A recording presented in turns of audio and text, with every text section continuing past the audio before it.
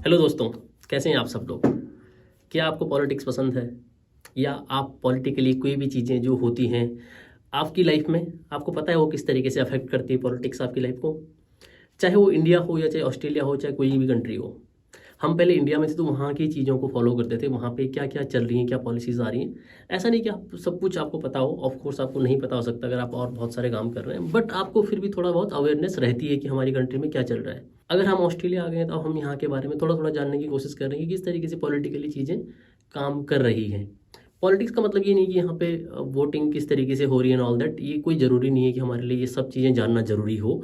But ऐसी बहुत सारी पॉलिसीज़ हैं, ऐसी बहुत सारी पॉलिसीज हैं जो आपकी लाइफ को बहुत बुरी तरह से और बहुत अच्छे तरीके से अफेक्ट कर सकती हैं। फॉर एग्जांपल, जो भी यहाँ पे स्टूडेंट्स आते हैं या कोई भी टेम्पररी एंट्रेंट्स जो यहाँ पे आते हैं, उनकी लाइफ को एक चीज़ बहुत ज़्यादा प्रभावित करती है और वो है आपका स्टूडेंट वीज़ा या आपका कोई अदर वीज़ा हो। जब वो रिजेक्ट होता है तो उसमें एक बहुत सीधा साधा क्लॉज होता है जो चेक करना चाहते हैं कि आप जेन्युइन टेम्पररी एंट्रेंट हैं कि नहीं है, राइट। और बहुत सारे स्टूडेंट को इस टर्म के बारे में पता होगा, जीटीई यानी कि जेन्युइन टेम्पररी एंट्रेंट। इसका क्या मतलब है, ये चेक करना चाहते हैं कि आप यहाँ पे जेन्युइनली टेम्पररी तरीके से आना चाहते हैं कि नहीं आना चाहते हैं, राइट। अब आप खुद ही सोचिए, अगर ऑस्ट्रेलिया के लिए आप आना चाहते हैं, ऑस्ट्रेलिया के लिए वीज़ा अप्लाई कर रहे हैं, या आप जानते हैं कि यार आपसे पहले कितने लोग आए हैं, तो आप अपने दिल पे हाथ रख के कसम खाओ और बताओ कि क्या आप सच में यहाँ पे टेम्पररी आने की ही बात कर रहे हैं, या अगर आपके अंदर आप बैचलर्स या मास्टर्स में यहाँ पे आ रहे हैं या पीएचडी करने भी आ रहे हैं और आप अपने बहुत सारे फ्रेंड्स को पहले से जानते हैं, तो कितने लोग ऐसे हैं जो कि जेन्युइनली टेम्पररी तरीके से यहाँ पे आ रहे हैं और उनका यही मकसद है कि यार मुझे तो एजुकेशन लेनी है और अगले दिन निकल जाना है यहाँ से। ऐसा है क्या? ऐसा नहीं है, राइट। तो आप जब अपना वीज़ा फॉर्म फिल करते हैं तो आपको मल्टीपल तरीके बताए जाते हैं कि ऐसा फिल करो, इसको इस तरीके से फिल कर दो और ये चीज़ें दिखा दो यहाँ पे फंड के नाम पे, ये चीज़ें इस तरीके से लिख दो अपने एसओपी में कि उनको ये लगे वीज़ा चेक करने वाले को कि हाँ ये तो टेम्पररी तरीके से आ रहा है। तो इसका मतलब ये नहीं है कि ये जो लॉ है, ये लॉ कौन सा है, ये लॉ है एक्चुअली माइग्रेशन एक्ट 1958। अब मैं इसकी बात यहाँ पे क्यों कर रहा हूँ, क्योंकि ये आपकी लाइफ को अफेक्ट करता है। ये भी किसी पॉलिसीज़ के तहत बना हुआ है, लेकिन अब इसमें कुछ कुछ चेंजेस होने की बात हो रही है। वो चेंजेस क्या होने वाले हैं, पहले हम जीटी के बारे में थोड़ा थोड़ा बात कर लेते हैं कि जीटी क्या कर रहा है। वो ये चेक कर रहा है कि आप यहाँ पे टेम्परेरी तरीके से आना चाहते हैं और उसके बाद चले जाएंगे क्या। लेकिन नहीं, आप क्या कर रहे हैं, आप एक तरीके से देखा जाए तो आप झूठ लिख रहे हैं। मतलब हम सब वही करते हैं, राइट। एक तरीके से हम एक झूठा डॉक्यूमेंट तैयार करते हैं कि हम इसलिए ऑस्ट्रेलिया आना चाहते हैं और जैसे हमारी एजुकेशन खत्म हो जाएगी चले जाएंगे। अब ऐसा नहीं कि आप झूठ लिख के कुछ गलत कर रहे हैं। अब ये समझिए कि गवर्नमेंट को यहाँ पे लेबर की या स्किल फोर्स की ज़रूरत है, राइट। वो भी चाहते हैं कि यहाँ पे लोग आएँ और यहाँ पे रहें।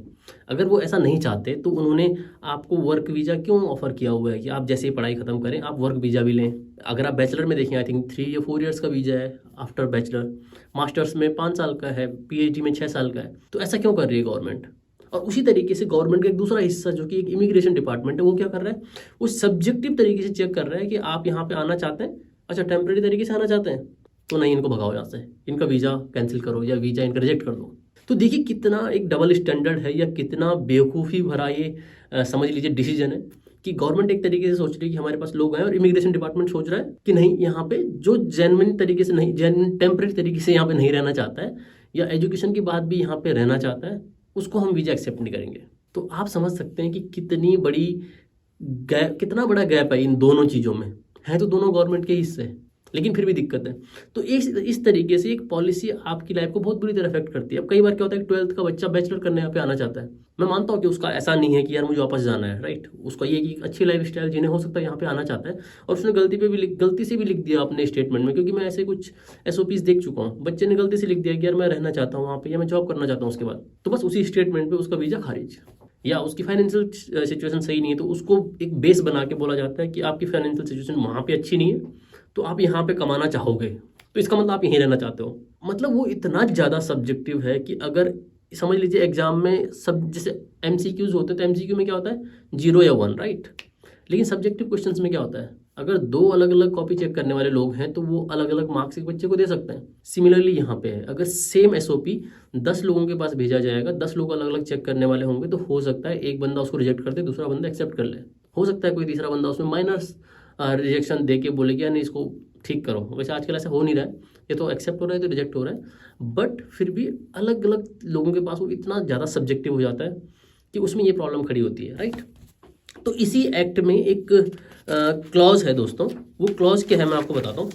वो क्लॉज है एक क्लॉज 500.212।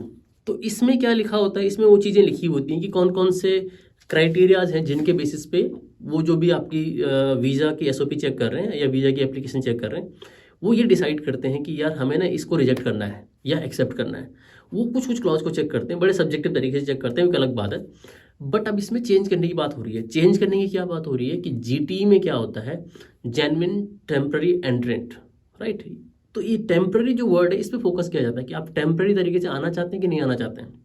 अब यहाँ पे देखिए गवर्नमेंट, आपको पता है कि गवर्नमेंट कुछ कुछ माइग्रेशन के रूल्स भी अभी चेंज किए हैं कुछ टाइम पहले, और अब इसमें भी हाथ डाल रही है। गवर्नमेंट का कहना है कि यार हमको पता है कि यहाँ पे हमको स्किल फोर्स की ज़रूरत है, तो हम जीटी क्यों ले रहे हैं। हमें पता है कि बच्चा वहाँ पे झूठ लिख रहा है, हमें भी पता है, बच्चे को भी पता है, सबको पता है कि ये झूठ लिखा जा रहा है। वो एक तरीके से आपको कन्विंस करने की कोशिश कर रहा है कि मैं इसलिए यहाँ पे आना चाहता हूँ। लेकिन अब गवर्नमेंट ने कहा कि हम एक जीएसटी लेके आएंगे, मतलब आप वो गुड्स एंड सर्विसेज टैक्स वाला मत समझिए, जीएसटी लेके आएंगे और इसमें होगा जेन्युइन स्टूडेंट टेस्ट।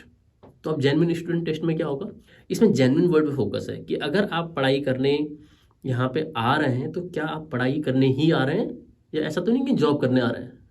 आप समझ रहे हो आप बात को। अब इन्होंने, अभी ये लागू नहीं हुआ है, कह रहे हैं कि 2024 में कहीं लागू हो जाएगा। अभी से आप लिखना शुरू मत कर देना कि मैं यहाँ पे जॉब करने आना चाहता हूँ ऑल दैट, क्योंकि अभी जो लॉ अभी जो चल रहा है वो ये चल रहा है कि आप टेम्परेरी तरीके से ही रहने के लिए आ रहे हैं।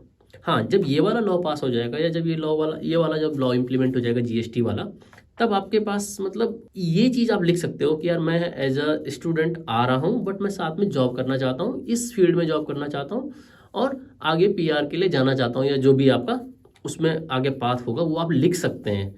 तो उसमें फिर आपको मनाही नहीं होगी, ऐसा अभी सोचा जा रहा है गवर्नमेंट के तरीके से।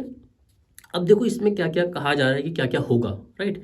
इसमें ये होने की बात हुई है कि इंटरव्यू होगा वीज़ा ऑफिसर के साथ, जो असेस करेगा आपकी एक तो इंग्लिश लैंग्वेज प्रोफिशिएंसी को। अब ये क्यों चेक किया जा रहा है, क्योंकि यार देखिए आप लोग भी जानते होंगे और हम भी जानते हैं, कई बार ऐसा भी होता है कि कुछ फर्जी तरीके से टेस्ट वेस्ट करवा के स्कोर मिल जाता है और उसके थ्रू आप आ जाते हो। मतलब ऐसा मैं बोलो 100% ऐसा हो रहा है, बट कुछ कुछ बच्चे ऐसा कर रहे हैं, राइट। तो वो वीज़ा ऑफिसर आपकी एक तो इंग्लिश जो कि आपकी प्रोफिशिएंसी होगी उसको चेक करेगा, प्लस आपके एकेडमिक एंड जो फाइनेंशियल डॉक्यूमेंट्स होंगे या अदर डॉक्यूमेंट जो आपने सबमिट किए होंगे उनको चेक करेगा, राइट। इसमें एक चीज़ और है, एक रिटर्न टेस्ट भी होगा। मतलब अभी ऐसा बोला जा रहा है, क्या होगा एग्जैक्टली फाइनल वो तो देखा जाएगा, लेकिन अभी अभी जो एक तरीके से कहें कि एक प्रपोजल जो है वो क्या है, एक तो ये बता दें वीजा ऑफिसर के साथ इंटरव्यू होगा, दूसरा एक रिटर्न टेस्ट होगा। उसमें एसेस किया जाएगा एप्लीकेंट की नॉलेज ऑस्ट्रेलिया के बारे में और यहाँ पे क्यों पढ़ना चाहते हैं, यानी कि कोर्सेज एंड ऑल दैट, उन सब चीज़ों के बारे में, या एजुकेशन का जो स्ट्रक्चर है उसके बारे में। ऐसा तो नहीं कि आपको पता कुछ है नहीं और निकल लिए यहाँ पढ़ाई करने के लिए, तो ऐसा नहीं कि ये भी आसान है, इसमें आपको पता करना पड़ेगा। बट आई थिंक इसमें आपको ट्रेन किया जा सकता है, ये एजुकेशन सिस्टम एंड और हो सकता है इसके चक्कर में और बहुत सारे इंडिया या किसी अदर कंट्री में जहाँ से भी आप आ रहे हैं वहाँ पे इसके इंस्टीट्यूशंस अलग से खुल जाएं जो आपको इसके बारे में भी ट्रेन करें। फिर अभी तो पीटी वगैरह के होते हैं, पीटी या आईएलटीएस के कोचिंग सेंटर तो होते ही हैं ऑफ कोर्स, बट फिर एक नई तरीके से एक नई इंडस्ट्री का भी यहाँ पे समझ लीजिए कि आपको इवॉल्व होती हुई दिख सकती है, कि जो आपको इन चीज़ों के बारे में ट्रेन करेगी, यहाँ पे एजुकेशन सिस्टम कैसा है, ऑस्ट्रेलिया के बारे में बताए और आपको उस इंटरव्यू के लिए स्पेसिफिकली तैयार करें। अब आप कहेंगे कि यार ऑफिसर या जो वीज़ा ऑफिसर है उससे हम कैसे कैसे हमारा इंटरव्यू होगा, ऑस्ट्रेलिया आना पड़ेगा क्या? नहीं, ऐसा नहीं है, जब तो वीज़ा नहीं मिला ऑस्ट्रेलिया तो आ नहीं सकते ना। तो इनके वर्ड में जहाँ जहाँ ऑफिसेज होंगे, जैसे आपकी कंट्री में भी कोई ऑफिस होगा तो आप वहाँ पे जाके ये प्रोसेस फॉलो कर सकते हैं। बेनिफिट क्या है इसमें, या गवर्नमेंट क्या सोच रही है कि क्या बेनिफिट हमें होगा, तो उसका उनको लग रहा है कि यार जो फ्रॉड एप्लीकेशंस आ रही हैं उनको हम फिगर आउट कर पाएंगे स्टार्टिंग की फेज में ही, और ये पता चल जाएगा कि क्या जो स्टूडेंट है वो जेन्युइनली पढ़ने आना चाह रहा है, या उसका यही फोकस तो नहीं कि यार मैं जॉब करूंगा या पैसे बचा के दूसरे कॉलेज में स्विच कर लूंगा, ऐसा तो नहीं है। और आपने एक और भी शायद से सुना होगा प्रपोजल कि अभी जो कोर्स आप 6 महीने में चेंज कर सकते हैं उसको 1 साल तक चेंज ना करने का भी ऐसा कुछ रूल आने वाला है, राइट। तो उसके बारे में कभी और बात करेंगे। दूसरा क्या है कि यहाँ पे इनको लग रहा है कि इस जीएसटी को लाने के बाद जो हाई क्वालिटी इंटरनेशनल स्टूडेंट्स है वो यहाँ पे उनकी तादाद बढ़ेगी या उनकी जनसंख्या बढ़ने लग जाएगी। अब होगा क्या वो तो हमें नहीं पता, बट ऐसा ऐसा मानना है गवर्नमेंट का। अब इसमें कुछ चैलेंजेस भी हैं दोस्तों। चैलेंजेस क्या है कि यार टेस्ट की फीस होगी ऑफ कोर्स, अभी आप सिर्फ पीटी दे के और निकल लिए वहाँ से, राइट। अब आपको अगर वीज़ा ऑफिसर के सामने जाना है एंड ऑल दैट, बहुत सारी चीज़ें होंगी, तो हो सकता है उसकी कॉस्ट भी आएगी यार, वीज़ा ऑफिसर सेट भी करने पड़ेंगे, इंटरव्यू होगा एंड ऑल दैट, ये सब का सब। तो इसमें ज़्यादा खर्चा आने के चांसेस भी हैं। वो खर्चा बियर ऑफ कोर्स स्टूडेंट ही करेगा। इसका मतलब आपकी फ़ीस उस तरीके से भी बढ़ने के चांसेस हैं कि यार आपसे ज़्यादा उस टाइम स्टार्टिंग की फ़ीस ली जाएगी इंटरव्यू एंड ऑल दैट, इस सब चीज़ों के लिए। उसके बाद हाँ, टाइम लगेगा, एफर्ट लगेगा यार। और इसमें फिर वीज़ा ऑफिसर पे भी डिपेंड करता है, वो डिस्क्रिमिनेट भी कर सकता है दो स्टूडेंट्स के बीच में, राइट। अभी भी मतलब एक तरीके से सब्जेक्टिव एप्लीकेशन के नाम पे था, लेकिन अब आप सामने बैठे तो उस तरीके से भी एक डिस्क्रिमिनेशन होने के चांसेस बढ़ जाते हैं, राइट। अगर ऐसा हो गया कि डिस्क्रिमिनेशन होने लग गया, तो इसमें फिर ये भी चांस बढ़ जाता है कि यार जो फ्रॉड एप्लीकेशंस को रोकने के लिए ये लॉ लेके आया जा रहा है या इस तरीके की कोशिश की जा रही है, हो सकता है वो सक्सेसफुल ना हो। तो अभी के लिए तो आप ये समझ लीजिए कि जब लॉ आएगा तब का तब देखा जाएगा। लेकिन आप क्या क्या प्रिपेयर कर सकते हैं, आप अगर आप जेन्युइनली मान लीजिए इस साल तो आप देखो 2023 तो चला ही गया है ऑलमोस्ट, बट 24 में अगर आप आना चाहते हैं और 24 के लिए आपको ऐसा लग रहा है कि मुझे आना है और ऑस्ट्रेलिया ही जाना है, तो उसमें आप अपनी इंग्लिश, जो कि इंग्लिश जैसे पीटी या आईएलटीएस वगैरह आप देते हैं, तो उन चीज़ों पे फोकस कीजिए। सिर्फ ऐसा नहीं है कि लिखने पे, बोलने पे भी, सुनने में भी, कम्युनिकेट करना पूरी तरह से, इंग्लिश लैंग्वेज की जो स्किल्स हैं उस पर फोकस कीजिए। और ऑस्ट्रेलिया का एजुकेशन सिस्टम कैसा है, आप कौन सा कोर्स लेना चाहते हैं, क्यों लेना चाहते हैं, उसकी पूरी बैकग्राउंड नॉलेज पता कर लीजिए पहले से ही। ऐसा ना हो कि यार आप फिर इंटरव्यू में आपसे पूछा जा रहा है और आपको पता ही नहीं कि मैं क्यों लेना चाहता हूँ। क्योंकि मैं ऐसे बहुत सारे लोगों को जानता हूँ जो बोलते हैं कि यार मुझे तो एजेंट ने बताया इसलिए कोर्स ले लिया। तो हो सकता है उस चीज़ पे बाद में बैन लग जाए, एक तरीके से बैन ही लगेगा ऑफकोर्स। जब आप जवाब नहीं दे पाएंगे तो इंटरव्यूअर फील कर देगा आपको। तो इसीलिए कोई कोर्स सोच लो कि मैं ये कोर्स क्यों ले रहा हूँ, इसके क्या स्कोप है, ये सब चीज़ें पहले से ही इस पर होमवर्क करना स्टार्ट कर दो। अपने जो एकेडमिक एंड जो भी डॉक्यूमेंट्स हैं, फाइनेंशियल डॉक्यूमेंट्स, उनको भी पहले से प्रिपेयर करना आप स्टार्ट कर दीजिए। ये बहुत ज़रूरी चीज़ कि रीजंस क्या हैं ऑस्ट्रेलिया में आने के, इस पे पहले से ही काम करना शुरू कर दो, जो कि मैं पहले आपको बता चुका हूँ। तो मेरे ख्याल से काफ़ी नॉलेज आपको मिल गई होगी इस वीडियो से, क्योंकि ये एक नई चीज़ है, होने वाली है इन फ्यूचर। तो अभी से आपको इसमें ध्यान लगाना है कि कैसे कैसे इस चीज़ को आगे बढ़ाया जाएगा, कैसे कैसे इंटरव्यू में बैठा जाएगा। अगर मान लीजिए इस तरीके का लॉ बन जाता है और आप उसमें उस दौरान यहाँ पे ऑस्ट्रेलिया में आने का सोचते हैं नेक्स्ट ईयर या जब भी ये लॉ पास होता है, राइट। तो दोस्तों मेरे ख्याल से काफ़ी है इस वीडियो के लिए ये इन्फॉर्मेशन। अगर आपको कुछ भी और क्वेश्चन पूछना हो तो आप कमेंट में पूछ सकते हैं।